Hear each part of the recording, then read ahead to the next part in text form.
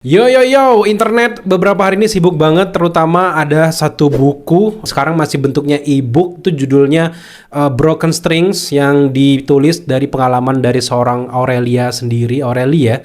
Ini viral gitu, dan dia yang bikin karena memang berdasarkan pengalaman pribadi, ada beberapa unsur-unsur yang menyedihkan kayak gitu di situ. Villainnya di sini adalah Bobby gitu ya. Sebenarnya kenapa kita bahas ini karena memang Daily Screen ini kan bahas tentang film. Ada satu bait adegan ataupun cerita yang diceritakan dari Aurelia ini dengan karakter Bobby ini dalam masa mereka PDKT. Mereka sempat nonton ke bioskop dalam gelap, si Bobby memandangi si Aurelia itu, dan film yang mereka tonton apa coba? Tentu saja itu adalah film dari Sam Raimi, yaitu Drag Me to Hell.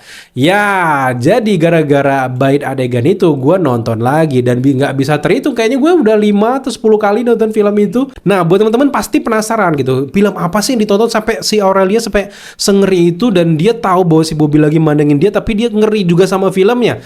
Ya, bener banget. Itu adalah film horor terbaik di tahun 2009. Dia menang nominasi film horor dari 27 nominasi. Dia menang banyak banget lah gitu kurang lebih, karena emang yang bikin adalah Sam Raimi yang bikin The Evil Dead pada masanya gitu, ada Darkman, terus juga tentunya yang paling terkenal adalah triloginya si Spider-Man versi Tobey Maguire gitu. Drag Me to the Hell itu kurang lebih bercerita tentang karakter utama namanya Christine Brown, dimana dia ini adalah kayak sales marketing, petugas bank kayak gitu yang menangani pinjaman-pinjaman telat-telat kayak gitu. Dan di sini di awal cerita kita langsung diperlihatkan bahwa karakter Christine ini bertemu dengan karakter nenek-nenek yang serem banget.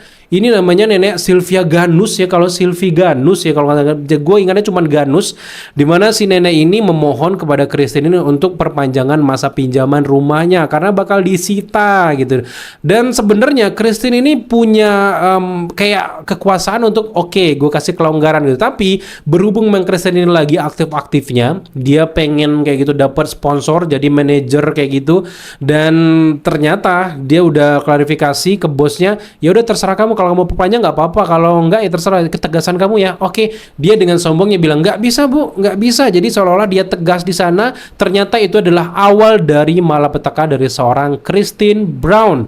Tiba-tiba si nenek Ganus ini punya mantra. Ternyata dia juga sempat berhubungan dengan ilmu hitam, dan dia akhirnya mendorong si Christine masuk ke bagian dari ancaman dari makhluk yang namanya Lamia. Lamia ini adalah fenomena ancaman dari makhluk-makhluk iblis yang sangat jahat, dimana konsepnya itu dia akan menyerang korbannya dalam 3 hari, diserang fisik, diserang mental, semuanya. Setelah 3 hari dia akan masukkan si korbannya masuk ke neraka langsung. Bentuk setannya tuh kayak kambing kayak gitu, tapi monster, kayak bener-bener kayak serem banget kayak gitu. Dan disinilah sejak si Ganus ini merampalkan mantra dan dia ambil satu barang si Christine itu bentuk kancing bajunya itu, wash gitu, boom. Sejak saat itulah si Christine ini mulai kena ancaman yang namanya Lamia ini. Dia mulai dari parkiran tuh dia mulai serem banget. Kemudian juga dia benar-benar dihadang di rumahnya kayak gitu. Dan di sini benar-benar menarik, dimana karakter pendukung juga ada kekasihnya,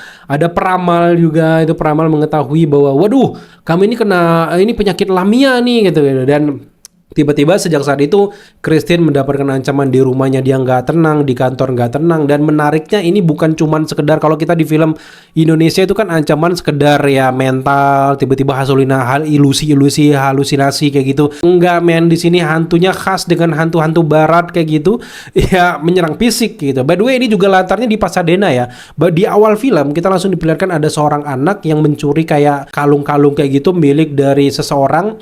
Tiba-tiba kalung itu udah dimantrai juga Lamia, dan tiba-tiba dia masuk. Nah, disinilah ada seorang dukun yang pengen mengobati anak itu, ternyata gagal.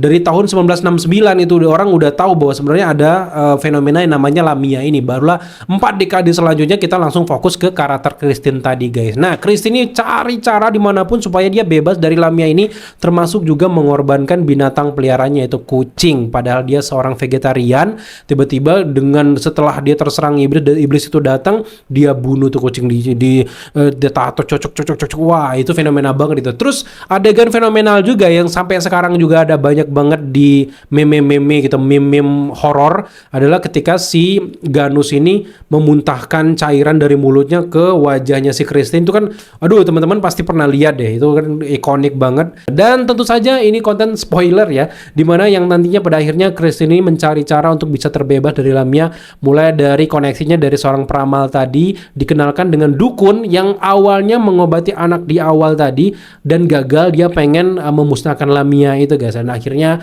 dia masuk ke rumah besar mencoba untuk mengusir Lamia tersebut, disiapinlah kambing sebagai mediumnya, tiba-tiba gagal.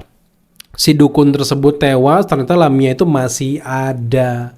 Dan untuk bisa melepaskan semua itu, si Christine harus memberikan kancing baju yang udah dimantrai tadi ke orang, dan nanti baru orang tersebut akan kena Lamia, sedangkan si Christine bisa bebas. Disitulah titik seru dari film ini, kita akan melihat bagaimana si Christine mencari cara untuk ngasih ke siapa kancing baju yang sudah dimantrai Lamia ini. Dikasih ke nenek-nenek, ternyata neneknya kasihan gitu, kasihan, dan akhirnya balik lagi ke Ganus yang udah meninggal tadi, dibongkar lagi tuh kuburan, bongkar, dikasih itu udah serem banget, udah capek banget. Endingnya ini parah banget.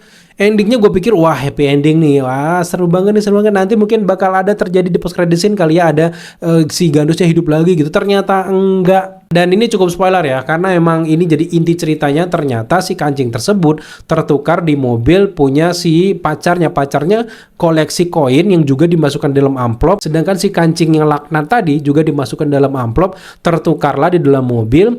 Dan ternyata udah tenang, happy ending di akhir, ternyata si kancingnya masih ada. Dan terjadilah hal yang paling tidak diinginkan penonton, adalah sad ending. Si Christine ini masuk ke dalam lubang neraka lewat rel itu, udah dia masuk gitu. Dan gue senang di sini adalah konsep cerita yang dihadirkan oleh Sam Raimi. Dari awal ini Qatar believable banget nih. Ceritanya udah dibangun dari awal bahwa memang beneran fenomena Lamia ini sudah terjadi sejak tahun 1969, dibangun, kemudian 4 dekade selanjutnya di masa modern di tahun 2009 itu akhirnya diperkenalkan dengan Qatar utamanya, kemudian juga dibangun ceritanya bolak-balik, tune dari horornya cepet gitu. Dan ini cukup banyak ya jump scare, bisa dihitung jump scare dan bom itu terjadi gitu. Kalau kalian nonton lagi mungkin di bioskop, gue merasa ini merinding parah, memang ngeri banget gitu. Tapi entah kenapa barusan gue nonton di versi layar monitor di belakang, nggak terlalu seram untuk sekarang gitu, nggak terlalu relate juga, karena memang mulai dari CGI kalau sekarang udah kelihatan agak uzur lah ya, agak ketinggalan kalau dari CGI. Kemudian juga dari segi jump scare juga cukup ketebak, karena memang udah banyak orang yang niruin film Drag Me to Hell itu sekarang, dan akhirnya jadi kita jadi terbiasa kalau gua gitu. Tapi kalau beberapa orang rumah yang nonton jadi sempat juga kaget sampai jerit-jerit juga. Tapi sampai sekarang pun Drag Me to the Hell itu adalah salah satu film horor favorit, karena ngeri itu gitu, karena memang menggabungkan segi horor dengan juga realistisnya juga. Di siang hari pun dia tetap diserang, Christine-nya bisa muntah darah siang hari, itu juga menurut gue tuh keren banget gitu. Dan secara konsep properti yang dihadirkan juga believable banget.